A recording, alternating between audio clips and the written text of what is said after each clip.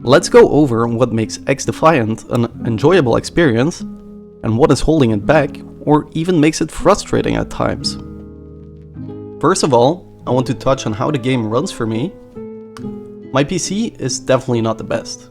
To give you an idea on how strong my PC is, when I want to stream Elden Ring PvP, I have to play in windowed mode, 1280 by 720, so my PC can handle both streaming and the bullshit that is happening in Elden Ring at the same time.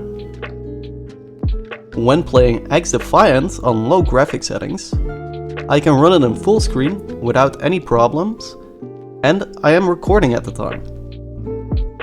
To me, the low settings don't even look that bad, since the art style in the game is very well done. At first I had some mixed feelings over the art style they chose for the maps, very bright and lots of colors.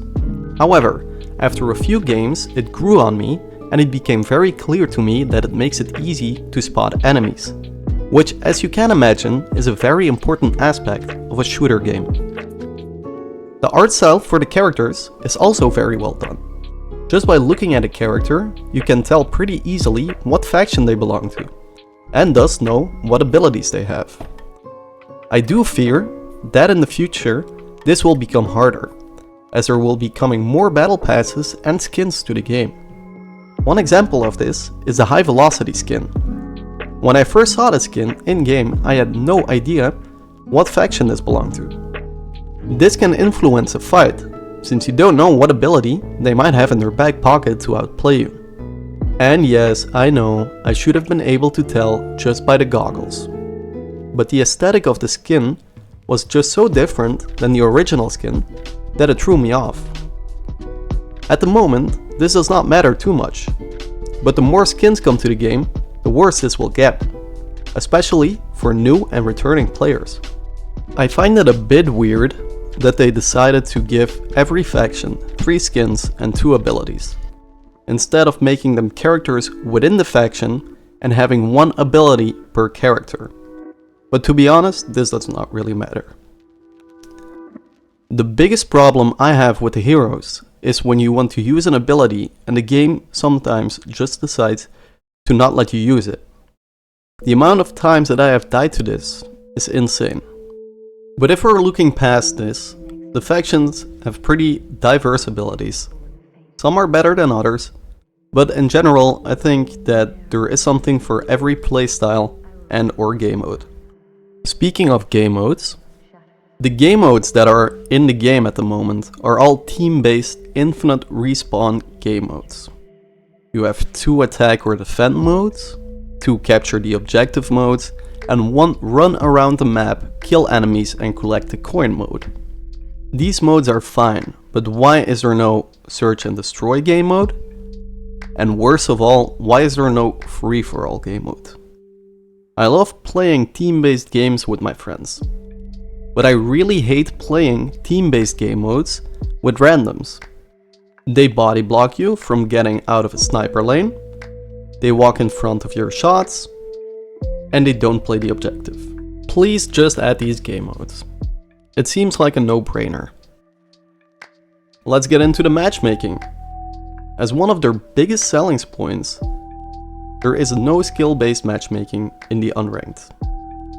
A lot of people are complaining about this because they cannot win any matches, or it's just too boring for them since they pop stomp every lobby.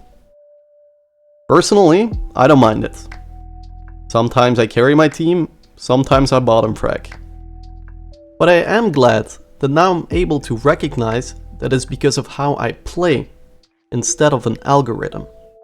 The matchmaking is really fast, which is good. However, half of the time I join a match, it's a match in progress. And this is really annoying. Because after the match is done, the lobby disbands, and I have to search for a new lobby.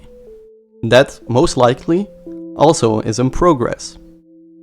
I heard that they are working to fix this, well, the lobby disbanding at least, but I think they might also have to punish people that are leaving every single match they are losing.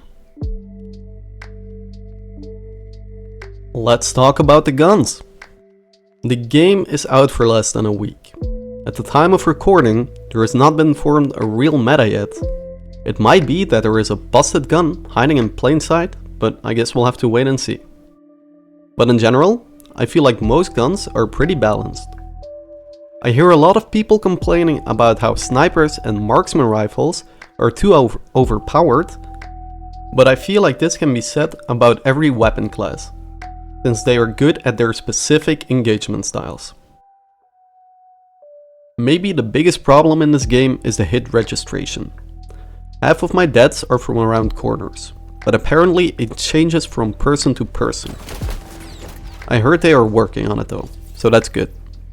Another thing that frustrates me is when I die, as I am shooting at an enemy, I get a sound and symbol of a hit marker, however, the enemy does not take any damage. And I am sure they did not take any damage, as they would have died from a third marksman rifle shot. And last but definitely not least, the monetization. It's a free-to-play game, so they will have to make money somehow.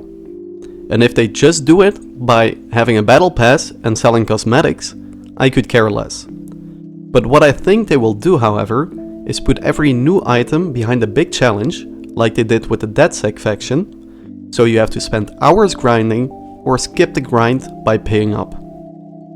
Let's hope this was a one-time thing, but since they did not get any backlash on this, I don't think it will be.